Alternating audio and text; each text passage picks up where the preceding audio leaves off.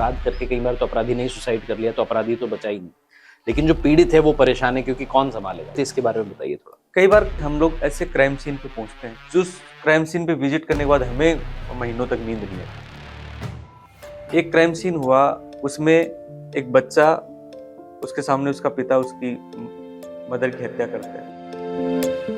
उसकी माँ जो थी वो प्रेग्नेंट थी, घर में विधवा बुआ आई हुई थी। वो बच्चे को बचाने की कोशिश करता है, उसकी भी हत्या कर देता है।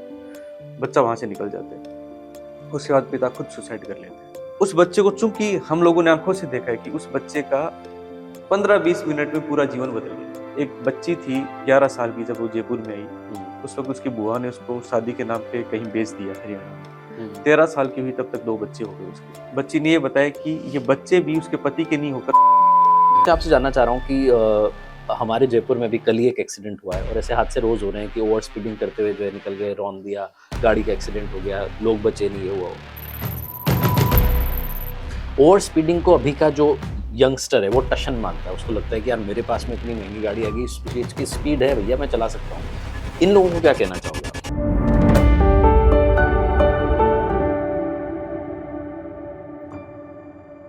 आज की चोर पुलिस वाली कहानियां ओटीटी पर बड़ी वायरल हो रही हैं, बड़ी सारी वेब सीरीज आ रही है, बड़ी सारी मूवीज आ रही हैं, और आप सोचते हैं कि ये पुलिस जो ओटीटी में हम देख रहे हैं, वेब सीरीज में हम देख रहे हैं, मूवीज में हम देख रहे हैं, क्या पुलिस ऐसी होती है? पुलिस कैसी होती है? कैसी पुलिसिंग होनी चाहिए? उस सब पर बात करेंगे। बहुत ही स्पेशल गेस्ट आज के हमारे इस गपशप विद कार्तिक के पॉडकास्ट वाले एपिसोड में है। आज वो हैं जिनके जीवन में रोजाना नई नई कहानियां लिखी जा रही हैं। अपराध को हराने की कहानी, अपराधी को सबक सिखाने की कहानी। आज हमारे साथ आईपीएस अमित बुढ़ानिया साहब, स्वागत है सर आपका। आप इस समय झालावाड़ के एसपी पद पर जो है कार्यरत हैं, और अगर मैं बात करूं तो 2022 में जो है इन्हें अवार्ड मिल चुका है। 2023 में union home minister for excellence in investigation का इन्हें जो है अवार्ड मिल चुका है। 2018 आईपीएस बैच से जो है आप आते हैं। बहुत स्वागत है आपका। सबसे पहले मैं जानना चाहूंगा, जो वेब सीरीज में हम देख रहे हैं पुलिस अधिकारी, उनकी कहानियां ऐसी होती हैं या थोड़ी डिफरेंट होती है? Thank you Kartik. जो पहले मूवीज का दौर हुआ करता था और अब वेब सीरीज में पुलिस को दिखाना शुरू किया, तो काफी चेंज आया पुलिस की कहानियों को लेके, उनको किस तरीके से पोर्ट्रे किया जा रहा है। रिसेंटली अगर हम पुलिस के ऊपर बनी वेब सीरीज की बात करें, जैसे सेक्रेट गेम्स बनी, फैमिली मैन बनी, या दिल्ली क्राइम्स बनी, बहुत हद तक अब वो रियलिटी के करीब आई है। जैसे दिल्ली क्राइम्स की बात करें तो निर्भया केस पे एक पूरी सीरीज बनी। तो जब ये केस हुआ था तब मैं दिल्ली रह के तैयारी कर रहा था। अच्छा। तो इस केस को तब देखा एक आम आदमी के दृष्टिकोण से, और अब देखा पुलिस अधिकारी के दृष्टिकोण से कि कैसे वो केस हुआ। तो अगर हम इसी पर्टिकुलर केस की बात करें, तो अब हम जब देखते हैं इसको, तो आप देखोगे कि एक ही साथ एक पुलिस अधिकारी कितनी सारी चीजों को कर रहा है। सबसे पहले क्राइम का पता चलता है, उसके बाद में वो सेंसिटिविटी आती है कि एक क्राइम इतना गंभीर है तो उसकी रिपोर्टिंग होना शुरू होती है up to the senior level. पूरा जो दिल्ली पुलिस है उसका कंट्रोल रूम जो है वो एक्टिव हो जाता है, एफआईआर दर्ज होती है। उसके बाद में उस जो पीड़ित बच्ची थी, वो चूंकि उसके साथ एक ऐसा अपराध हुआ महानगर में, तो ऐसा लगा कि जब ऐसा अपराध होता है कि देश की सारी बच्चियों के साथ ऐसा अपराध हो गया, ये असुरक्षा की भावना उन सब बच्चियों में आती है जो कहीं ना कहीं कामकाज की वजह से बाहर जाती है, वर्किंग वुमन है। तो वो सेफ्टी फील की भावना के विरुद्ध अगर कोई अपराध होता है तो स्टेट बड़ा चिंता का विषय स्टेट के लिए होता है। उसके बाद उसकी जान बचाने के लिए स्टेट अपनी पूरी ताकत झोंक देता है। एक पूरा मेडिकल टीम बनती है जो कोशिश करती है कि शायद उसको बचा पाए, नहीं बचा पाए, लेकिन स्टेट ने पूरी कोशिश की। उसी वक्त जब उस बच्ची के बयान हो रहे होते हैं कोर्ट में, तो उसमें भी एक किस तरीके से जो डाइंग डिक्लेरेशन है 164 के बयान उस वक्त हुए होंगे, तो उसमें जुडिशियल मजिस्ट्रेट आते हैं, बच्ची जो बताना चाहती है वो बयान रिकॉर्ड होते हैं। एक पर्सपेक्टिव उसका चलता है कि क्रिमिनल को कैसे आइडेंटिफाई उस बस को किया गया पीछा करके, उसके बाद में कैसे उनको पकड़ा गया। एक पर्सपेक्टिव उसके बाद अलग चल रहा होता है कि उस वक्त जो लॉ एंड ऑर्डर की स्थितियां उत्पन्न हुई पूरी दिल्ली के अंदर, और जो प्रोटेस्ट हुए, उस प्रोटेस्ट में भी वही पुलिस लगी हुई है। तो कई सारी चीजें एक साथ घट रही होती हैं उसी वक्त, कई सारी रिपोर्ट्स एक साथ जारी होती हैं। कई बार राष्ट्रीय महिला आयोग, राष्ट्रीय मानव अधिकार आयोग वो रिपोर्ट मांग रहा होता है, फिर उस बच्ची को शायद बाहर भी ले जाया जाता है इलाज के लिए। तो उसी वक्त उसके पासपोर्ट इत्यादि भी बने होंगे, उसकी भी एक लीगल प्रोसेस हुई होगी। तो अगर आप ये देखोगे कि जब एक बड़ा क्राइम होता है तब हम पुलिस के सारे पहलू की, पुलिस किस तरीके से अलग अलग डिपार्टमेंट से कोऑर्डिनेट करती है और किस तरह स्टेट की जो सारी मशीनरी है वो एक्टिव हो जाती है। तो बहुत हद तक वो सच है। जो उस दिल्ली क्राइम में दिखाया। कोई डायलॉग हो सकता है जिसको जनता के लिए लुभाने के लिए कहीं एग्जेगरेट कर दिया गया हो, लेकिन काफी करीब है जो वास्तव में घटित होता है। जब मैं जयपुर में था तो हमारे करधनी में झोटवाड़ा में एक इंसिडेंट हुआ जिसमें बैंक में लूट की वारदात हुई। उसमें एक नरेंद्र शेखावत था जो उस वारदात को रोकने की कोशिश करता है, उसको क्लोज शॉट फायर मारते हैं, 2 उसके अंदर हिट होते हैं। तो लगभग ये मान सकते हैं पूरा शरीर ही फट गया उसका। तो उस वक्त लगभग वैसी घटना घटित हो रही होती। जब दिल्ली ये निर्भया केस हुआ था तब हमने कहीं पढ़ा था कि डॉक्टर्स की एक प्रॉपर टीम बनाई गई। तो वो आइडिया उस वक्त भी मेरे दिमाग में था कि क्या ये किया जा सकता है क्या। तो मणिपाल हॉस्पिटल में वो एडमिट हुआ था नरेंद्र सिंह शेखावत। हमारी पुलिस की एडवांस टीम तैयार थी। हमने ग्रीन कॉरिडोर दिया कि जो लुटेरे हैं, डकैत हैं, उनको तो हम पकड़ लेंगे, लेकिन ये जो पीड़ित है जिसने इतना साहस किया और इस वारदात को रोकने की कोशिश की, उसकी जान बचाना सबसे पहली प्राथमिकता है। तो उस ग्रीन कॉरिडोर से ले जाया गया। हमारी पुलिस की एडवांस टीम तैयार थी कि अगर खून की जरूरत पड़ी तो खून दिया जाए। तो उस वक्त दिलीप खदाव एसएचओ था, विद्याधर एसएचओ, उनकी पूरी टीम तैयार थी। उन्होंने ब्लड डोनेट किया। उसके बाद हमने सरकार से बात की तो एक नेफ्रोलॉजिस्ट, एक सर्जन, एक फिजिशियन, ऐसे में से 3 डॉक्टर्स की टीम बनी। और जब तक वो पूरी तरह हील नहीं हो गया, वो डॉक्टर्स की टीम लगातार विजिट कर रही थी मणिपाल। क्या बात।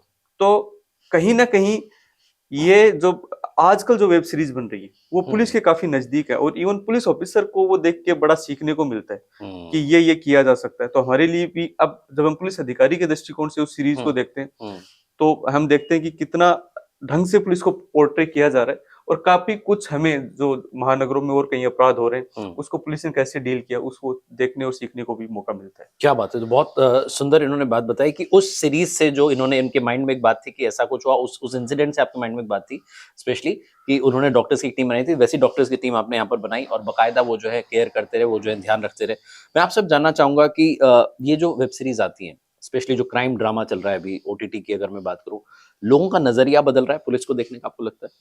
हाँ, कुछ नजरिया बदला है। जैसे जो कन्वेंशनल तरीका था, लोगों को लगता है कि पुलिस क्राइम का बहुत पीछा नहीं कर सकती या अपराध करके छुप सकते हैं। अब ऐसी सीरीज आने लगी है कि पुलिस जो जहन्नुम तक जाके भी अपराधियों का पीछा करेगी। तो वो नजरिया बदला है। और वो अगेन मैं इसमें एक छोटी सी आपको कहानी बताऊं। तलाश मूवी में एक सीन आता है जिसमें एक पीड़िता होती है, बेसिकली वो अपनी ही कहानी आमिर खान को बता रही होती है। उस पुलिस ऑफिसर मूवी में जो चरित्र है उसमें वो कहती है कि मेरी एक दोस्त थी, कुछ लोगों के साथ वो बाहर जाती है और वो लौट के नहीं आती है।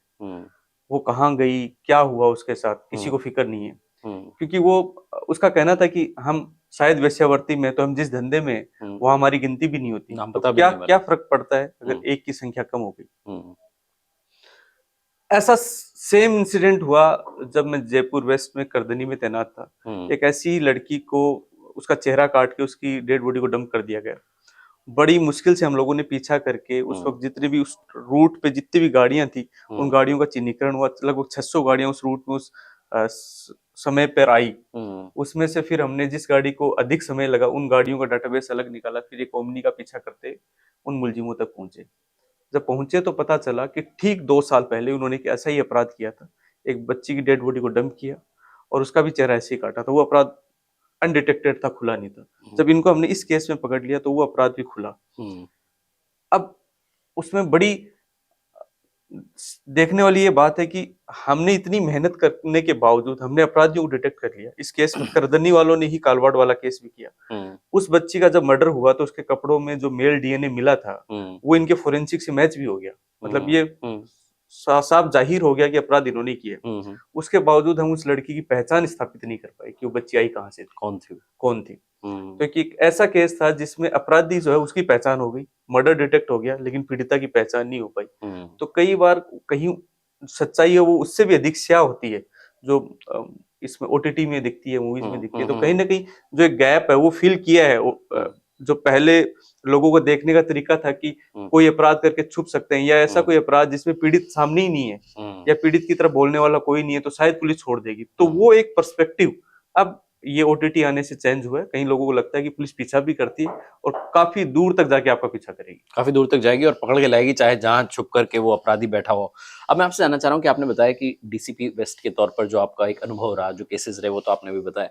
अब आप इस समय झालावाड़ जिले में, जो कि छोटा जिला है जयपुर के कंपैरिजन में अगर हम बात करें, वहाँ के आप एसपी हैं, वहाँ के पूरे पुलिस कप्तान ही आप हैं, तो पुलिसिंग का क्या एक्सपीरियंस जो है आपका रहा है दोनों जगहों का? एक मेट्रो सिटी हम कह सकते हैं, एक जो है डिस्ट्रिक्ट है जिसको आप लीड कर रहे हैं, कितना जो है चेंज है दोनों जगह की पुलिसिंग में और आपके लिए कैसा कुछ नया सीखने को मिला आपको?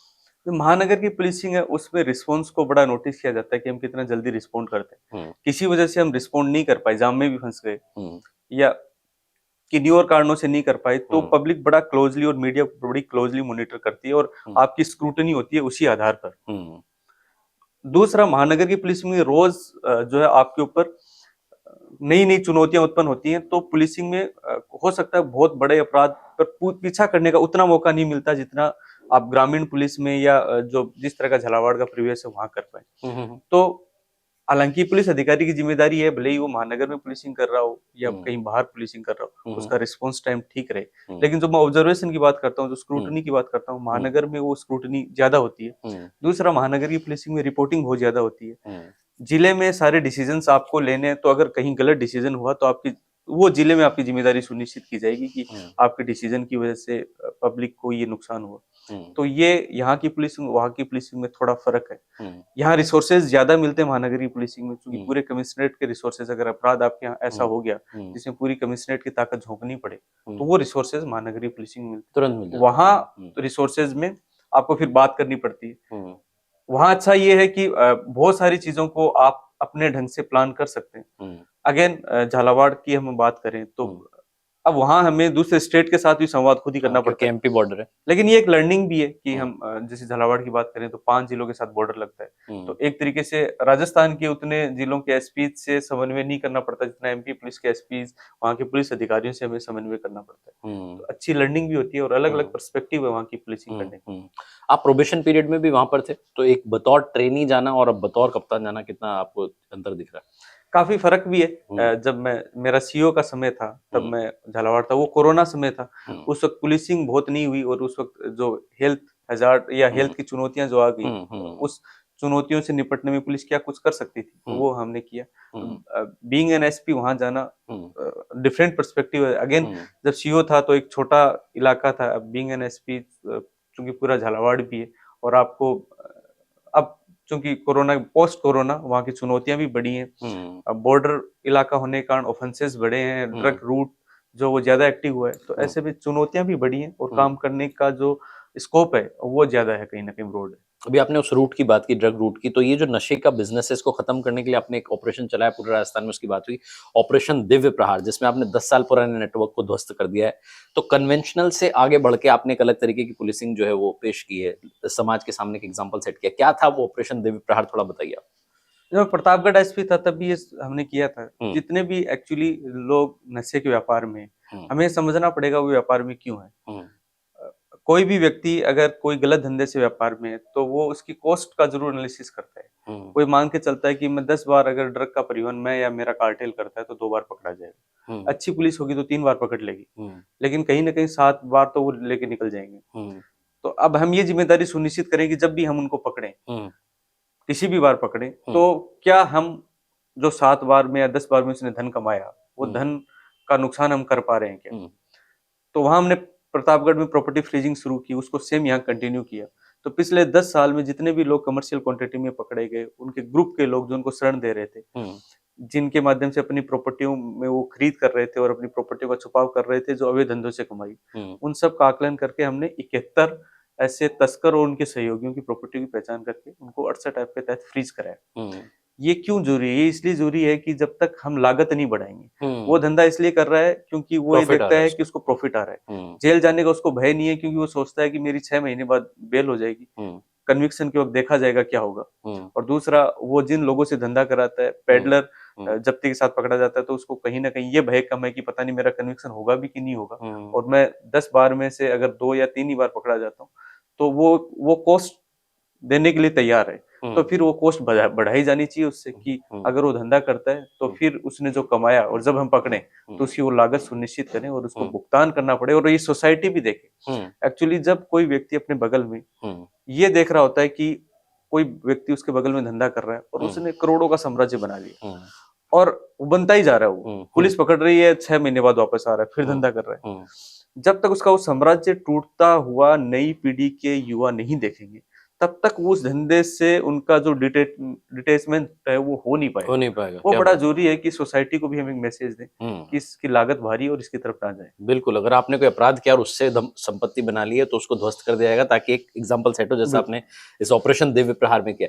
एक बात मुझे बताइए कि आप पुलिस ऑफिसर बन गए, आपका एक सपना रहा होगा, आपने वो पूरा भी कर लिया। आपने मूवी भी देखी होगी सिंघम, आप बता रहे थे कि जब दिल्ली में वो केस हुआ था तब आप वहाँ पे पढ़ाई कर रहे थे, तैयारी कर रहे थे। फिर सिंघम आई होगी तब भी आई एम श्योर कि आप ट्रेनिंग पीरियड में ऐसे कहीं पे रहे होंगे। जब ऐसा बोला जाता है सिंघम बन गए हो आप तो आपको कैसा लगता है? सिंघम मूवी से मैं व्यक्तिगत तौर पे बिल्कुल भी प्रभावित नहीं हूँ। अच्छा। ना पुलिस की वैसी छवि है। हुँ, बोला जाता है वो जनता जिस पर्सपेक्टिव से पुलिस अधिकारी को देखती है उस पर्सपेक्टिव से देखती है। अगर मेरी हुँ, आदर्श मूवियों की बात की जाए तो सरफरोश मुझे बचपन से बड़ी अच्छी लगती थी। हुँ, पुलिस अधिकारी का काम जो है वो बिल्कुल ही शांति से और कानून की ताकत चूंकि पुलिस अधिकारी के पास होती है, हुँ, तो हम लॉ को कितना अच्छा इम्प्लीमेंट कर सकते हैं और कोई भी व्यक्ति अपराध कर रहा हो क्या उसको कानून की भाषा में ला सकते हैं क्या। हुँ, दूसरे पुलिस के जो ऑपरेशंस हुँ, मैनेजमेंट है, हुँ, जो ऑपरेशंस हम प्लान करते हैं, हुँ, वो इतने तड़क भड़क वाले भी नहीं होते। बहुत शांति से पुलिस बहुत ढंग से प्लान करती है हुँ, और पुलिस पूरी तरह चुपचाप काम करती है। तो अगर आप अच्छी मूवीज की बात करोगे तो हुँ, उसमें पुलिस का कैरेक्टर कोई लार्जर देन लाइफ नहीं है। हुँ, पुलिस का कैरेक्टर वो अपनी स्ट्रीट स्मार्टनेस के साथ में, लॉ के इस्तेमाल के साथ में कैसे क्राइम को कंट्रोल करने की कोशिश करता है। तो निश्चित तौर पे बहुत सारी मूवीज को हम लोग आदर्श मानते हैं और हुँ, कहीं ना कहीं उनके जो चरित्र, मुख्य हुँ, चरित्र उससे हुँ, प्रभावित भी होते हैं और हुँ, उसका इम्पैक्ट हमारी पुलिसिंग में भी आता है। हुँ, तो निश्चित तौर पे वो प्रभाव तो आता है। अब एक बात बताओ कि जैसे पुलिस को लेकर के आपको क्या लगता है कि जनता में मिथ है कि लोग ये बात सोच रहे हैं लेकिन गलत बात है?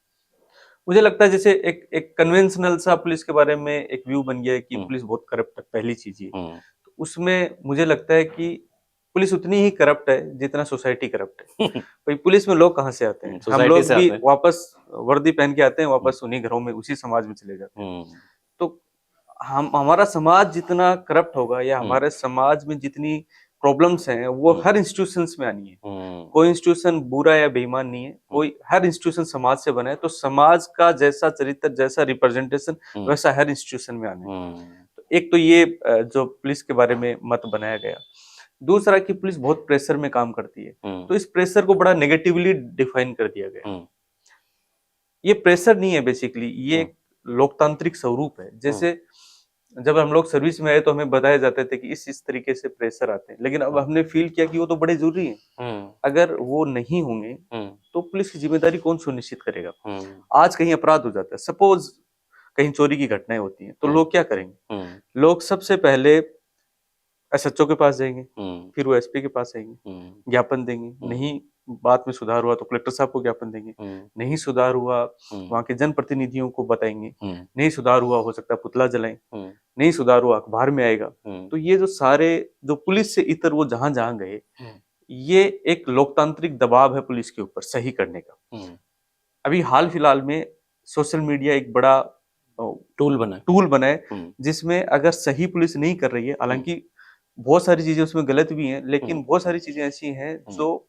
सोशल मीडिया के माध्यम हुँ, से पुलिस अधिकारियों को या उच्च अधिकारियों को पता चलता है हुँ, कि ये उनके इलाके में हुआ हुँ, जिसमें सही से कार्रवाई नहीं हुई। हुँ, तो ये सब पब्लिक के टूल हैं जिसमें हुँ, पुलिस की जिम्मेदारी सुनिश्चित की जाती है। हुँ, ये दबाव नहीं है बेसिकली। अगर ये हुँ, सब हट जाएंगे हुँ, तो आप ये सोचो कि लोकतांत्रिक संस्थाओं में पुलिस की जिम्मेदारी को कौन सुनिश्चित करेगा? हुँ, तो ये प्रेशर नहीं होके एक हुँ, तो ये मुझे लगता है कि सोसाइटी के प्रोटेक्शन के हुँ, अंदर है, केंद्र स्तंभ है। है, हाँ, जो होने बड़े चाहिए, ज़रूरी हैं। होने तो चाहिए। ये मुझे लगता है 2 मिथ हैं जो हाँ, पुलिस के बारे में हाँ, बड़े आम प्रचलित हैं, हाँ। जिनको हम देखते हैं तो अलग पर्सपेक्टिव से देखते एक और मिथ है सर जो मैं कहना चाहूँगा, और लोगों के डायलॉग होता है, कभी आपने भी सुना होगा कि पुलिस टाइम पे नहीं आती हैं। हाँ, और रिस्पॉन्स टाइम को लेके लोग बात करते हैं। तो वो बदल रहा है, वो कम हो रहा है, अब आपको ऐसा लग रहा है? ये जल्दी अगेन पहुँच रहे हैं? हाँ, ये अगेन अब जैसे जैसे कोई भी केस रिपोर्ट होता है या हुँ, कोई पैनिक कॉल जाता है, हुँ, 112 के हाँ, लिए कॉल जाता है। हाँ, अब इमरजेंसी पूरे कॉल। स्टेट में हमारा रिस्पॉन्स टाइम नोट होता है कि हुँ, हम कितने समय में पहुंचे। अगेन हुँ, पुलिस के पास रिसोर्सेज लिमिटेड लिमिटेड हैं। है। हुँ, अब उस रिसोर्सेज में ये हो सकता है कि किसी चीज के लिए रिपोर्ट किया गया, उस वक्त पुलिस की गाड़ी कहीं और थी, उसको हुँ, पहुंचने में समय लगे। हुँ, फिर भी अब ये कंट्रोल रूम जो है वो ये हुँ, सुनिश्चित करता है कि हुँ, अगर कोई गाड़ी कहीं और भी है तो पुलिस के हुँ, पास में बाकी बहुत सारे संसाधन है। हुँ, अगर कोई हीनियस ऑफेंस हो गया और ऐसी कोई चीज हो गई जिसमें तुरंत रिपोर्ट करना जरूरी है, हुँ, तो अब कंट्रोल रूम बहुत एक्टिव है, चीजें बहुत एक्टिव है। तो वो जिम्मेदारी अगेन अलग अलग तंत्रों के माध्यम से पुलिस की सुनिश्चित हुई है और निश्चित तौर पर हर ही समूह या उसकी जिम्मेदारी बनती है जो सोसाइटी के लिए कार्य करता है उसका रिस्पॉन्स टाइम कम हो और उसको और कम करने की कोशिश करते ही हम करते हैं।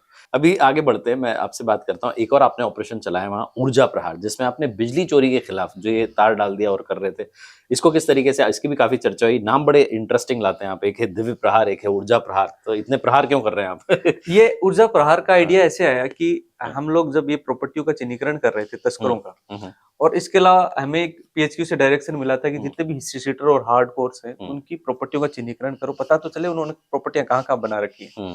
जब हमने डोर टू डोर अपने कांस्टेबल्स भेजने शुरू करे गोपनीय, तो पता चला कि बहुत सारे घरों में तो लाइट कनेक्शन ही नहीं है। अच्छा। और कनेक्शन है तो भी तार डाल रखा है। तो एक अपराधी इतनी हिम्मत कर लेता है कि वो ना केवल अपराधी है बल्कि सरकारी संसाधनों की भी चोरी कर रहा है। तो फिर हम लोगों ने कोशिश की कि अब इसको रोका जाए और कम से कम इनकी जिम्मेदारी सुनिश्चित की जाए। तो आरती डोगरा मैम से मैंने बात की। अब इसमें जो वीसीआर भरने के लिए जो नियम है कि मिनिमम जयन चाहिए, तो इतने जयन आईएन अक्षियन झालावाड़ में उपलब्ध नहीं है, जयन है वो ऑफिसर चाहिए। तो हमने मैम से बात करके आसपास के जिलों के भी लगभग 48 अधिकारी ऐसे आए जो वीसीआर भरने के लिए ऑथोराइज थे। उनके साथ सहयोगी लगभग 130 लोगों की और टीम आई। उनके साथ हमने पुलिस की टीम डिप्लॉय की। पहले हमने सब उन घरों की रेकी की। लगभग 650 क्रिमिनल थे झालावाड़ के, जिनके घर पे हम लोग रेड करने का प्लान कर रहे थे कि इतने घरों में जो हिस्ट्री सीटर, हार्डकोर और तस्कर की श्रेणी में आ रहे हैं। जब हमने प्लान ऐसे किया कि सुबह वो जगने से पहले हम लोग रेड कर दें और एक टीम को ज्यादा से ज्यादा 10-15 घरों पर रेड करनी होगी। उससे पहले एडवांस में भी रेकी की गई कि उन घरों के फोटोग्राफ्स इकट्ठा किए गए कि सुबह ऐसा नहीं हो कि वो टीम रेड कर रहे और उन्होंने कहा कि साहब हम तो लाइट जलाई नहीं रखी। उससे पहले कई बार तार निकाल रेड होती है तो तार निकाल देते हैं। तो एडवांस में एविडेंसेस कलेक्ट किए गए। फिर कल सुबह हमने रेड की तो 650 में 371 घरों में चोरियां पाई गई। तो यानी कि 60% क्रिमिनल्स बिजली चोरी कर रहे हैं। फिर उनकी लगभग 1.25 करोड़ की पेनल्टी भरी गई। ये क्यों जरूरी है? ये जरूरी है पुलिस के दृष्टिकोण से। देखो, किसी भी प्रकार की चोरी को पकड़ा ही जाना चाहिए, लेकिन पुलिस के लिए वो बड़ा इंपॉर्टेंट है कि एक अपराधी है और वो चोरी भी कर रहा है और सरकारी संसाधनों की चोरी कर रहा है। और जब बिजली विभाग के कर्मचारी जाते हैं तो सबसे ज्यादा ताकत वही दिखाता है, सबसे ज्यादा रजिस्ट वही करता है। तो हम फिर पुलिस उन संबंधित एजेंसी के साथ जुड़े और इनकी जिम्मेदारी सुनिश्चित करें। तो इस आशा के साथ में और इस स्कोप के साथ में हमने ये ऑपरेशन ऊर्जा प्रहार शुरू किया। क्या बात है। तो ये ऑपरेशंस की तो हमने बात कर ली, लेकिन अब पुलिस के उस चेहरे की बात करना चाहूंगा जो कई बार जो है सोसाइटी के सामने नहीं आता या बहुत ज्यादा उसके बारे में खबरें नहीं छपती है, ये नहीं होता। जयपुर में आई एम श्योर ये शुरू किया था आपने, नवोदय इन्होंने पहल शुरू की, जहां उम्मीद से खिलता है कल। इस पहल में क्या हुआ कि जो अपराधी था, अपराध करके कई बार तो अपराधी ने सुसाइड कर लिया, तो अपराधी तो बचा ही नहीं, लेकिन जो पीड़ित है वो परेशान है क्योंकि कौन संभालेगा। तो आपने ये एक जो है रिहैब की, जो है रिहेबिलिटेशन सेंटर की जो एक ये पहल शुरू की, ये एक जो मानवीय पहल थी, इसके बारे में बताइए थोड़ा। कई बार कार्तिक हम लोग ऐसे क्राइम सीन पे पहुंचते हैं, जो क्राइम सीन पे विजिट करने के बाद हमें महीनों तक नींद नहीं आती। एक क्राइम सीन हुआ करधनी थाने में। उसमें एक बच्चा, उसके सामने उसका पिता उसकी मदर की हत्या करता है। उसकी माँ जो थी वो प्रेग्नेंट थी। उस वक्त बच्चे को मारने की कोशिश करता है, थोड़े से बच्चे के चोट भी लगती है पीछे। बच्चा वहां से भाग जाता है। घर में विधवा बुआ आई हुई थी, वो बच्चे को बचाने की कोशिश करता है, उसकी भी हत्या कर देता है। बच्चा वहां से निकल जाता है। उसके बाद पिता खुद सुसाइड कर लेता है। अब ये हत्या का मुकदमा था जो हत्या में दर्ज हुआ, लेकिन हमारी पुलिस की भाषा में बोलते हैं कि अदम फोत मुलजिम, जो मुलजिम था वही फोत हो गया, उसी की डेथ हो गई, तो फाइल क्लोज हो जाती है। तो क्या फाइल क्लोज होने से उस बच्चे के साथ में न्याय हो गया क्या? उस बच्चे को, चूंकि हम लोगों ने आंखों से देखा है कि उस बच्चे का 15-20 मिनट में पूरा जीवन बदल गया। उसके परिवार के सब लोग चले गए। हम जब टाइम सीन पे होते हैं तो सिर्फ पुलिस अधिकारी नहीं होते, हम स्टेट को भी रिप्रेजेंट कर रहे होते हैं। तो क्या ऐसा क्राइम सीन के बाद में हमारी जिम्मेदारी सुनिश्चित नहीं होती कि हम लोग स्टेट की जो एजेंसीज हैं, स्टेट के जो अच्छे लोग हैं, उनसे संपर्क करें और उस बच्चे की हीलिंग के लिए क्या किया जा सकता है? उसके जीवन में बहुत सारी चीजें लौटाई नहीं जा सकती, लेकिन उसका जीवन उस गर्त में भी नहीं चला जाए कि स्टेट एक जो गार्जियन की भूमिका में है वो उस भूमिका को सुनिश्चित नहीं करे। तो इसी एक दूसरा एक ऐसा ही केस था। एक बच्ची थी 11 साल की, जब वो जयपुर में आई, उस वक्त उसकी बुआ ने उसको शादी के नाम पे कहीं बेच दिया हरियाणा में। 13 साल की हुई तब तक 2 बच्चे हो गए उसके। उस बच्ची ने केस रजिस्टर कराया हम उसके जो तथाकथित पति था और तथाकथित ससुर था उसको गिरफ्तार किया हमने। जब किया तो उस बच्ची ने ये बताया कि ये बच्चे भी उसके पति के नहीं होकर ससुर के थे।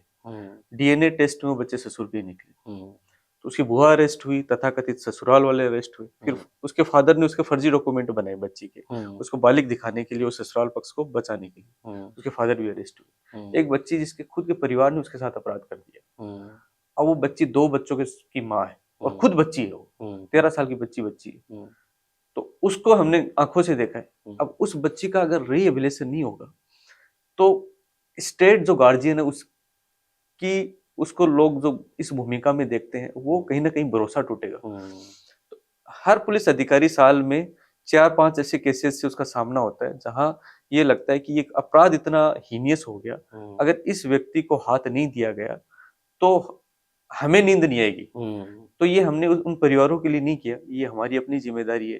कहीं ना कहीं जो नैतिक द्वंद्व भीतर होता है तो वो कहीं शांत रहे और उन जो परिवार है उन बच्चों के लिए या जिनके साथ अपराध हुआ उनकी बेहतरी। तो हमने 40 ग्रुप से बात की और 40 ग्रुप के जो भामाशाह है उन्होंने फिर इन सारे परिवारों की, जैसे उनकी एफडी कराना, बच्चे हैं तो स्कूल फीस स्पॉन्सर करना, कुछ के लिए स्वरोजगार शुरू करना, जैसे एक परिवार था उनको किराने की शॉप की, किसी का अगर घर का मेडिकल का खर्चा है तो वो उठाना। इवन 2 बच्चियां ऐसी थी जिनको 2 भामाशाहों ने फ्लैट भी दिए। तो इस तरीके से हमने ये रिहेबिलिटेशन प्लान किया कि नवोदय जहां उम्मीद से खिलता है कल, कि उम्मीद बची रहनी चाहिए और स्टेट में विश्वास बचा रहना चाहिए। बहुत सुंदर, बहुत सुंदर। और जिस तरीके से ये प्रयास हुए हैं ये बताता है कि पुलिस का चेहरा वो चेहरा भी है जो हमारा और आपका चेहरा, एक सौम्य चेहरा भी है, एक शालीन चेहरा भी है जो हमारी उन भावनाओं की कद्र करता है। बहुत बहुत धन्यवाद आपको और आपके इस पूरे सिस्टम को जिसने इतना सुंदर विचार रखा और उन बच्चियों की, उस बच्चे की, सबकी जो है केयर कर। जैसा आपने बताया कि हर पुलिस अधिकारी के जो है अगर करियर की बात करें, हर साल 4 या 5 ऐसे मामले आते हैं जहाँ लगता है कि नींद ही जो है उड़ जाएगी, नींद ही नहीं आएगी। अब मैं आगे बढ़ते आपसे जानना चाह रहा हूँ कि हमारे जयपुर में भी कल ही एक एक्सीडेंट हुआ है और ऐसे हादसे रोज हो रहे हैं कि ओवर स्पीडिंग करते हुए जो है निकल गए, रौंद दिया, गाड़ी का एक्सीडेंट हो गया, लोग बचे नहीं, ये हुआ। ओवर स्पीडिंग को अभी का जो यंगस्टर है वो टशन मानता है, उसको लगता है कि यार मेरे पास में इतनी महंगी गाड़ी आ गई, इसकी स्पीड है भैया, मैं चला सकता हूँ। इन लोगों को क्या कहना चाहोगे आप जिन्होंने धूम मचा रखी है? कार्तिक, बहुत ज्यादा पेरेंटिंग फेल हो रही है, मुझे ऐसा लगता है। अगर हम हत्या के मुकदमों की और एक्सीडेंट के मुकदमों की तुलना करें तो हत्या से कई गुना, करीब हो सकता है 10 गुना से भी ज्यादा एक्सीडेंट में लोगों की जाने जा रही है। जब एक जवान व्यक्ति की डेथ होती है, हम एक्सीडेंट में देखते हैं अपने आसपास भी लोगों की जाने गई हैं जिनको हम जानते थे, मोस्टली जवान है। और किसी जवान की जो कमाने वाला है उसकी अगर कहीं मृत्यु होती है एक्सीडेंट में तो परिवार कम से कम 3 पीढ़ी पीछे जाता है। अब कैसे एक्सीडेंट हो रहे हैं आप देखोगे, एक्सीडेंट में कितने प्रतिशत मामलों में उन्होंने हेलमेट पहन रखा था या सीट बेल्ट लगा रखी थी, कितने प्रतिशत मामलों में उन्होंने स्पीड लिमिट में गाड़ी चला रहे थे, कितने प्रतिशत मामलों में उन्होंने अल्कोहल का सेवन नहीं किया था, कितने प्रतिशत मामलों में वो फोन पे बात नहीं कर रहे थे। अगर आप ये देखोगे तो हम ये देखेंगे कि हमने परिवारों में टोकना बंद कर दिया और उसकी वजह से क्या हो रहा है कि हम लोग जाने खो रहे हैं। झालावाड़ में सिर्फ हमने इतना सा शुरू किया कि जो शराब के ठेकों के बगल में लोगों ने एक गुमटी बनाई होती है और बैठा के शराब पिलाते हैं, वो 100% बंद कराया। 185 के जो चालान होते हैं ड्रंक एंड ड्राइविंग के, वो 10 गुना बढ़ा दिए। हम सितंबर से दिसंबर की बात करें तो 2024 में 77 चालान थे, इस बार हमने 700 के आसपास चालान बनाए कि शराब पीकर तो बिल्कुल सड़कों पर नहीं आने थे। अगेन वहां भी कई सारी चीजें अभी बची हुई हैं, जैसे सीट बेल्ट है, हेलमेट है। अब पुलिस के सामने बड़ी चुनौतियां हैं कि एक व्यक्ति ने हेलमेट नहीं लगा रखा लेकिन पैसे से वो मजदूर है, उसकी मोटरसाइकिल ही 7-8 हजार की इतनी पुरानी है, अब 1000 का चालान दे पाने की स्थिति में नहीं है। अब ये चालान कोई पुलिस के खाते में नहीं जाता है, इस चालान जाता है स्टेट के खजाने में। वो चालान भी कोई दंड नहीं है, वो चालान स्टेट आप पे इसलिए लगा रहा है कि आप अपनी जान की इतने लापरवाह हैं, आपको फर्क नहीं पड़ रहा है, तो एटलीस्ट पेनल्टी लगा के आपको रोका जाए।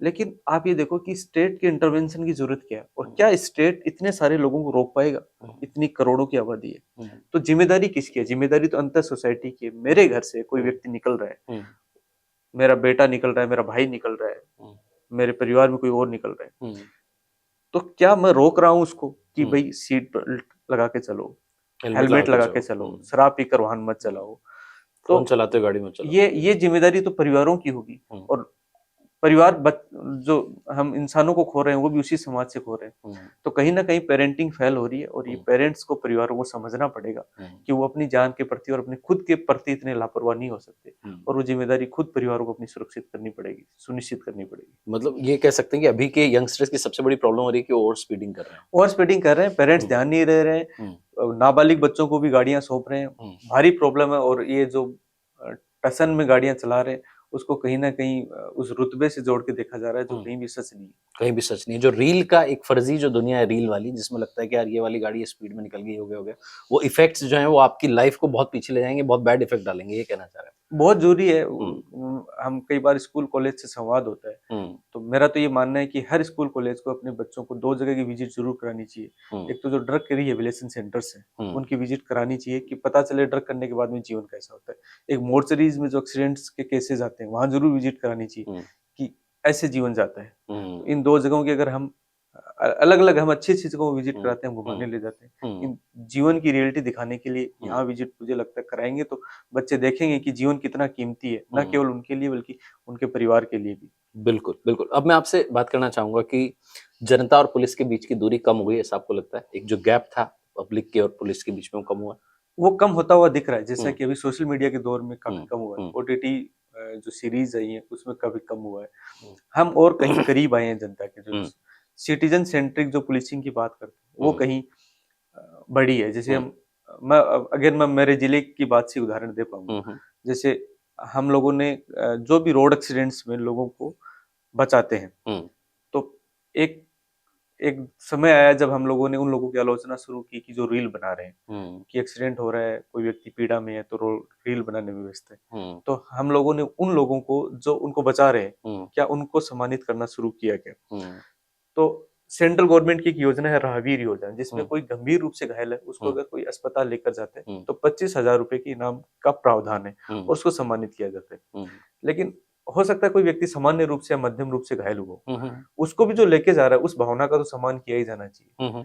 तो कलेक्टर साहब और हमने जिला स्तर पर एक कमेटी बना के हर महीने के प्रथम सप्ताह में हम उन सारे लोगों को जो रोड एक्सीडेंट्स में लोगों को बचाते हैं उनको जिला स्तर पर झालावाड़ में सम्मानित करते हैं। बहुत सुंदर। अब इससे फायदा क्या हुआ? इससे फायदा ये हुआ कि जो भी व्यक्ति हैं, एक तो उनका जो ड्यू क्रेडिट है वो उनको मिलना चाहिए, वो रियल हीरोज हैं और वो काम किसका कर रहे हैं? उसी सोसाइटी का काम कर रहे हैं और उसी सोसाइटी की जानें बचा रहे हैं। तो हमारे रोड एक्सीडेंट में कमी आने का कारण एक ये भी है। अभी एक इंसिडेंट हुआ जिसमें एक प्रतिष्ठित कोई न्यूज चैनल था, उसका जो कैमरामैन था एक नवजात बच्चे को कोई सुनसान जगह छोड़ गया और उस बच्चे को वो ठंड में निकालता है और लेके तुरंत हॉस्पिटल पहुंच जाता है। अब वो ऐसी जगह था जहां पुलिस जनता किसी की नजर ही नहीं पड़े, क्योंकि उसके मोहल्ले के पास में था तो उसने गुजरते हुए आवाज सुनी होगी और उसको निकाल के हॉस्पिटल ले गए। तो सोसाइटी में ऐसे बहुत सारे चेहरे हैं, अनसंग हीरोज हैं। अब उस अनसंग हीरो को, ये बेसिकली देखा जाए तो पुलिसिंग का एक एक्सटेंडेड रूप है कि पुलिसिंग तब बेहतर होगी हमारे पड़ोस में कोई झगड़ा हो रहा है और वहां के लोग ही उस झगड़े में टोकना शुरू करें, भाई तुम क्यों कर रहे हो? रोड एक्सीडेंट हुआ तो लोग घायल को लेके पहुंचे। तो पुलिसिंग का काम जब आम जनता जो सामान्य पुलिसिंग का काम अपने हाथ में लेने लग जाए, और जब हम बात कर रहे हैं कि जो वो गैप तभी फिल होगा जब वो लोग उस काम को हाथ में लेने लग जाए और हम लोग फिर उन लोगों को ड्यू क्रेडिट देना शुरू करें और जो सिटीजन सेंट्रिक पुलिसिंग है उसको कहीं हम एक सामान्य अवधारणा बनाए जो अभी एक गैप बना हुआ था। बिल्कुल, क्या बात है। वापस से मैं अपने उसी टॉपिक पे आता हूँ जहां से हमने शुरू किया था, ओटीटी से हम चले थे। तो ओटीटी की वजह से क्या आपको लग रहा है कि जो यंगस्टर्स हैं उनकी एक्सपेक्टेशंस जो हैं थोड़ी अनरियलिस्टिक हो गई पुलिस से? देख देख के क्या ऐसा होता है उसमें? तो कुछ तो रियलिस्टिक भी हुई है, क्योंकि अब ओटीटी से उनको ये तो पता चल गया है कि पुलिस पीछा कर सकती है। जैसे मैंने जब झालावाड़ ज्वाइन किया तो बहुत सारे लोगों ने गोपनीय पत्र भेजने शुरू किए। हमारा जैसे एक ऑपरेशन शटर डाउन हुआ था, जो सरकारी स्कीम्स में फर्जीवाड़े का सबसे बड़ा स्कीम हम लोगों ने पकड़ा, उसकी पूरी सूचना गोपनीय आई। तो कहीं ना कहीं यूथ को होप है। ऐसे ही हमारे एक अकलेरा में एक मर्डर हुआ, एक बच्ची को मारा, उसमें ना पीहर पक्ष ने एफआईआर दी ना ससुराल पक्ष ने। तो किसी ने गोपनीय सूचना भेजी हमें कि ये तो मर्डर हुआ है और इस बच्ची के साथ बिल्कुल गलत हुआ है, फोटोग्राफ तक भेजे। तो कहीं ना कहीं यूथ की एक एक्सपेक्टेशन है कि पुलिस पीछा करके पुलिस अपराध को खोल सकती है। वो मेरे को लगता है कि ज्यादा रियलिस्टिक हुए और पुलिस की उन्होंने जिम्मेदारी सुनिश्चित करना शुरू की है और हम लोगों को वो संदेश देने शुरू किए और हमें पुलिसिंग में बड़ी मदद मिलती है कि जब आम आदमी हमें सूचना देना शुरू करे तो हमारा सूचना तंत्र बड़ा मजबूत हो जाता है। तो इस ओटीटी ने मुझे तो लगता है कहीं ना कहीं ज्यादा युवाओं को रियलिस्टिक पुलिस के नजदीक लेकर के आए। एक चीज और लेकिन हुई है कि क्राइम भी तो ग्लैमराइज होता है उसमें, जब कोई ऐसी सीरीज मूवीज बनती है तो उसमें क्राइम को भी कई बार ग्लैमराइज करते हैं कि क्रिमिनल जो उनकी एक लग्जरी लाइफस्टाइल दिखाई जा रही है। क्या ये डेंजरस है? यही एक चेहरा है क्रिमिनल्स का? जैसे हम समाज की बात करें तो सिनेमा क्या है, समाज का एक आईना है। आई ना। अब वो कई बार ये होता है कि वो समाज को दिखा भी रहा होता है और कई बार हो सकता है ऐसा सिनेमा भी बन जाए जो समाज को फिर सिनेमा देख के लोग वैसा ही बन जाए। तो ये इस तरीके से हम देख सकते हैं। तो हमारे समाज का भी चरित्र मूलतः ऐसा ही है कि समाज क्या बाहुबल को या जो व्यक्ति बदमाश है क्या सोसाइटी ने उसे किनारा करना शुरू कर दिया है क्या? आज भी हम ये देखते हैं कि किसी व्यक्ति के पास में ताकत आ जाती है और पैसा आ जाता है, सोसाइटी सबसे ज्यादा सम्मान उसी को करती है, न कि उस सोसाइटी के सबसे संजीदा और पढ़े लिखे व्यक्ति को। कोई टाइम था जब हम लोग शादियों में जाते थे तब जो न्योता लिखने वाली बात थी तो पूछते थे गांव में मास्टर जी कौन है। अब वो परंपराएं खत्म हो रही हैं। अब सोसाइटी में जिस व्यक्ति ने ताकत का गलत इस्तेमाल करके, दुरुपयोग करके, कानून का दुरुपयोग करके पैसे जिसके पास आ गए, सोसाइटी ने उसको अपने नजदीक लाना शुरू किया। तो सिनेमा भी ठीक ऐसा ही प्रतिरूपण होता है। लेकिन आप किसी भी सिनेमा में देखो कि उस क्रिमिनल का पतन होते हुए भी तो दिखाया जाता है, बिल्कुल दिखाया कि जाता है। वो कैसे हो रहा है। तो यूथ तो दोनों तरीके से ही सबक ले सकती है। मुझे लगता है कि ओटीटी से ज्यादा जो ग्लैमराइज करने में जिसने सबसे ज्यादा नुकसान किया है वो गानों ने किया है। क्योंकि ओटीटी में तो कहीं उसका अंत भी दिखता है कि उसका अंत कैसा, वो गानों में अंत नहीं दिखता और वो जो शोर शराबा हुआ है वो कहीं ज्यादा नुकसान डेंजरस हो रहा है। एक चीज बताइए कि कौन सा ऐसा जो है पहलू है पुलिस का, रियल पुलिस ड्यूटी का, जो आया नहीं अब तक मूवीज में, सीरीज में कहीं पर? मुझे लगता है हम जब व्यक्तिगत जीवन में चीजों से जूझ जूझ रहे रहे होते होते हैं। हैं वो कभी नहीं दिखाता। कई बार पुलिसिंग से हम लोग ही पीड़ित हो जाते हैं तो वो कभी नहीं दिखता। जैसे मेरे एक अधिकारी थे, उन्होंने खुद का बच्चा खोया ड्रग की वजह से। मैं बीकानेर था, वहां हमारे एक हेड कांस्टेबल थे, उनका बच्चा ड्रग एडिक्ट हो गया। मेरा भाई था जयपुर में, वो बेसिकली रिटायरमेंट होने से पहले उसने वो राशि निकाली, एक प्लॉट लिया, उसमें फर्जीवाड़ा हो गया। तो हम लोग मतलब कहीं कहीं ये लगता है कि न्याय पूरा मिला नहीं, वो कसक बाकी रह जाती है और वो चुभता है बड़ा। अब उसके दो इम्पैक्ट हो सकते हैं कि हम पुलिस को लेके फ्रस्ट्रेशन हमारे भीतर आ जाए। दूसरा ये भी हो सकता है कि हम लोग ये मान लें कि हम अगर यहाँ सही नहीं हुआ तो अब हमारी जिम्मेदारी है कि हम इसको ठीक करें। क्या बात है, किसी और के साथ दोबारा गलत नहीं हो। तो ये उसी घटना को देखने का एक पर्सपेक्टिव है। तो वो एक मुझे लगता है कि ऐसा हिस्सा है जो अछूता है, जहां हम खुद ही कई बार पीड़ित भी होते हैं और उस पीड़ा के बाद में हमें दो तरह के परिवर्तन होते हैं। वो किस तरह का परिवर्तन किसी पुलिस वाले में होता है, वो एक देखने वाली बात। तो आखिरी में ये बताइए कि अगर आपको कोई पुलिस बेस्ड सीरीज बनानी हो, क्या नाम रखेंगे? सोचा है आपने कुछ कभी, या क्या उसका मैसेज होगा, कुछ ऐसा सोचा? मुझे लगता है अभी जो बन रही है सारी सही है, बड़ा अच्छा लगता है। और पुलिस के पास में खूबसूरत कहानियां, ऐसी कहानियां जिनमें विरेचन है, ऐसी कहानियां हैं जिसमें कई बार जो एक स्या पक्ष दिखता है। सारी कहानियां खूबसूरत भी नहीं होती, कहानियां होती हैं और जीवन के उजले स्या सारे पक्ष दिखते हैं। तो जिस तरह की बन रही है अच्छी है और बेहतर है और बेहतर ही बन रही है। बहुत सुंदर। एक बात और मैं आपसे जानना चाहूंगा कि अभी आपने जैसा बताया कि पुलिस के भी अंदर इमोशंस होते हैं, वो भी कहीं ना कहीं ऑब्वियसली क्योंकि इंसान ही है तो उनके माइंड में भी वो सब चल रहा होता है कि क्या क्या घट रहा है हमारे समाज में, अंदर से कई बार पीड़ा आती होगी। कितना मुश्किल हो जाता है ऐसे कॉम्प्लेक्स जो है फैसले लेना जिनमें बहुत सारे इमोशंस की लेयर होती है बेसिकली? जैसे एक इंसिडेंट था हमारे भाकरोटा में, एक सड़क हादसा हुआ जिसमें गैस टैंकर से गैस का रिसाव हुआ और उसके बाद इंसिडेंट हुआ। उसमें जब हम लोग मौके पे पहुंचे तो उससे पहले वहां के जितने लोग मौके पे थे उन लोगों को रेस्क्यू किया और अस्पताल पहुंचाया। जब हम पहुंचे तब आग उसी वक्त भी जल रही थी और जो फ्यूल टैंक्स थे वो जल रहे थे, ब्लास्ट हो रहे थे। जब हम अंदर एक बहुत अंदर आग तक पहुंचे तो एक टैंकर और था वहां पर जो उस वक्त उस रोड पे था। और चूंकि उस वक्त सारी गाड़ियां जाम हो गई थी तो चारों तरफ आग लगी हुई थी। उस टैंकर का जब हमने तापमान देखा कि तो पता चला कि ये अब ब्लास्ट होने वाला है। पहला जो टैंकर था उसमें रिसाव हुआ था, इसका टेम्परेचर इतना बढ़ गया था कि उस टेम्परेचर पे ये सिर्फ ब्लास्ट होता। इसके पीछे एक माचिसों का कंटेनर था जो लगभग 30 फीट की दूरी पे था। ये पेट्रोल पंप के ठीक सामने था और 3 पेट्रोल पंप थे 100 मीटर के दायरे में और एक अंडरग्राउंड गैस पाइपलाइन थी। तो ये उस वक्त जो सिविल डिफेंस के इंचार्ज थे उनका नाम भी अमित था। अब हमें ये पता था कि ये अगर ब्लास्ट होगा तो पूरा बागडोगरा कस्बा तबाह होगा, कोई बचेगा नहीं, क्योंकि 3 पेट्रोल पंप को साथ लेके और अंडरग्राउंड गैस पाइपलाइन, पीछे माचिसों का कंटेनर। उस वक्त कोई पुलिस के होंगे 250-300 लोग वहां पर, ऐसे ही फायर ब्रिगेड के लोग थे, सिविल डिफेंस के लोग थे, कुछ हम चुनिंदा लोगों को पता था कि ब्लास्ट हो सकता है। एक आपदा प्रबंधन का सिद्धांत बोलते हैं, जब हम लोग ट्रेनिंग हो रही होती कि जब जैसे कहीं ब्लास्ट हो गया या कहीं ऐसा इंसिडेंट हो गया, तो जब इनर जोन, इनर कॉर्डन जो है वो असुरक्षित हो जाए तो उससे बाहर आ जाना चाहिए, क्योंकि जब आप उसको बचा नहीं सकते तो अपने लोगों को और जोखिम में मत डालो। तो अगर हमें ये था कि अगर हमने ये जगह छोड़ दी और इन 300-400 लोगों को साथ लेके बाहर निकल आए तो ये ब्लास्ट तो 100% होगा, और उसके बाद हो सकता है 10,000 की आबादी का नुकसान हो।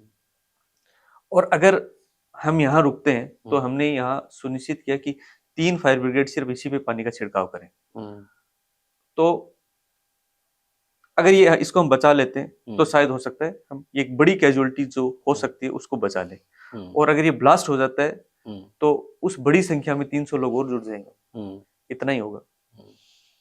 तो लगभग 45 मिनट लगे हमें उसका टेम्परेचर 1 डिग्री कम करने में, तब जाके हमें लगा कि हम सेफ हो गए।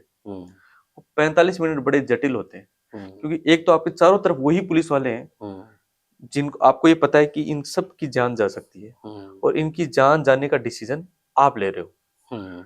दूसरा, जब पोस्ट इंसिडेंट घटना का एनालिसिस होगा तो आप विलन होंगे, क्योंकि ये कहा जाएगा कि उनको पता था ये होने वाला है और उन्होंने अपने जवानों को रेस्क्यू बाहर नहीं निकाला वहां से। जब भी पोस्ट इंसिडेंट होगा आप बचा सकते थे उनको, जबकि हमारे लिए उस वक्त हमें लग रहा था कि वो संख्या इतनी बड़ी हो जाएगी अगर कैजुअलिटी हो, हमें उन लोगों को बचाना है, वो संख्या हजारों में है, हो सकता है 10,000 हो, 20,000 हो, और ये संख्या 200-300 की है। तो हम इस जान को रिस्क में डाल रहे हैं और उन लोगों के लिए कोशिश करते हैं। चौथी चीज जो सबसे बड़ी इंपॉर्टेंट ये है कि आपके जीवन का डिसीजन तो आपने ले लिया कि आप ये डिसीजन ले रहे हो कि इतना टफ डिसीजन है, लेकिन उन 300 लोगों को तो पता भी नहीं है कि उनके बिहाफ पे आप डिसीजन ले रहे हो। उस वक्त आप क्राइसिस में हो और आपको ये नहीं पता कि आप जो डिसीजन ले रहे हो सही है कि गलत है। मतलब हम तो ये सोच रहे थे हो सकता है हम बचा लें, हो सकता है उस वक्त ये प्रोबेबिलिटी हो कि बचने के चांसेस ही नहीं हो। तो मुझे ये भी नहीं पता, मैं तो एक प्रोबेबिलिटी पे डिसीजन ले रहा हूँ। तो उन लोगों के लिए डिसीजन लेना जिन्होंने आपको उस डिसीजन के लिए ऑथराइज किया नहीं है, और वो डिसीजन लेकर आप उस निर्णय पे कायम रहना, और वो डिसीजन कोई आम डिसीजन नहीं है, वो लोगों के जीवन का डिसीजन है। तो बड़े अंतर्द्वंद हुए उस दिन के बाद भी कई दिन ये बेचैनी रही कि चीजें उलट भी सकती थी, तो बड़ा टफ सा रहता है। बहुत बार ऐसा होता है कि क्राइम सीन पर हमें ये लगता है कि लोग और न्याय कई बार हो सकता है बहुत समानांतर रूप से ना चलते हो, कहीं लोक की पालना में हो सकता है न्याय बाधित हो रहा हो, कई बार हो सकता है ऐसा। उस वक्त बड़े द्वंद्व की स्थिति उत्पन्न होती है सीन के ऊपर, क्राइम सीन के ऊपर। तो वो एक पुलिस अधिकारी के एक नैतिक द्वंद्व है जिनसे, या जो लड़ाइयां हैं अंदर की भीतर की, वो नजर आती हैं। लेकिन कहीं ना कहीं जो अंतर्मन कहता है, जो लगता है कि सही है, ये किया जाना चाहिए, वो हम लोग करने की कोशिश करते हैं। क्या बात है, दिल से सलाम है आपको और प्रणाम है इस सोच के लिए जिसमें आपने अपनी जान की परवाह नहीं की और पहले उस लार्जर सोसाइटी का सोचा जो 20,000 की आबादी पर जो इम्पैक्ट पड़ता। आपने कहा अब हम 200-300 हैं तो हैं, अब हम डटे रहेंगे और टिके रहेंगे। इस फैसले को लेने के लिए भी सर बहुत साहस चाहिए, वो आपने साहस लिया और सही निर्णय लिया, आपका निर्णय बिल्कुल सटीक रहा। अब ये एक आपके लिए एक कहानी आप सुना रहे हैं, लेकिन आपने जैसा कहा कि अगर वैसा हो जाता तो पता नहीं क्या होता। लेकिन एक बतौर पुलिस अधिकारी ऐसे बहुत सारे मामले आए होंगे जहां आपको रात में जो है वापस से आप रिविजिट करते होंगे उस पूरे क्राइम सीन को या उस पूरी घटना को कि क्या घटा, और परमात्मा से शक्ति मांगते होंगे। तो कौन सी शक्ति है जो आपको इतना संबल दे रही है आगे बढ़ने का, वो भी बता दीजिए। मुझे लगता है कि जब कभी ऐसे जटिल डिसीजन लेने का वक्त आया तो ये सोचा कि जो अंतर्मन कह रहा है कि ये सही है, ये किया जाना चाहिए, और इस सही के डिसीजन में मेरा अपना हित नहीं है, मैं मेरे हितों की बात नहीं कर रहा हूँ। जब कभी ये टकराहट होती है तो वो जो डिसीजन लिए जाते हैं, मेरे को लगता है कि वो एक शक्ति है, कहीं ना कहीं फील हो रही होती है उस वक्त, और उस आधार पर निर्णय ले लेते हैं, और बाद में जब देखते हैं कि उनका प्रभाव भी उतना ही अच्छा आता है, तो वो एक ताकत है जो मिलती है कहीं ना कहीं। क्या बात है, तो अंतरात्मा की आवाज सुनते हैं और उस पर फिर कायम रहते हैं, टिके रहते हैं, फैसले को जो है कायम करवाते हैं। बहुत बहुत धन्यवाद आपका जुड़ने के लिए। और बतौर एसपी झालावाड़ आपकी जो शानदार यात्रा चल रही है, ऐसे ही आगे के जो पड़ाव हैं वो भी शानदार रहें और आप जो पुलिसिंग का एक नया आयाम स्थापित कर रहे हैं, एक नया एग्जाम्पल सेट कर रहे हैं, उसके लिए बहुत सारी शुभकामनाएं। बड़े क्रिएटिव पुलिस अधिकारी मैं इनको कहूंगा, बड़े तेज तर्रार पुलिस अधिकारी मैं इनको कहूंगा और बहुत ही मानवीय दृष्टिकोण के साथ चलते हैं, जैसा कि अभी इस पॉडकास्ट में हमने जाना। आज का सौभाग्य रहा सर कि आपसे बात करने का अवसर मिला और ओटीटी वाली पुलिस, मूवीज वाली पुलिस और असली वाली पुलिस, सबका अंतर में समझ में आ गया। तो thank you so much. Thank you Kartik. Thank you, बहुत बहुत धन्यवाद। सर ने कर दिखाया कुछ ऐसा कि दुनिया करना चाहे इनके जैसा।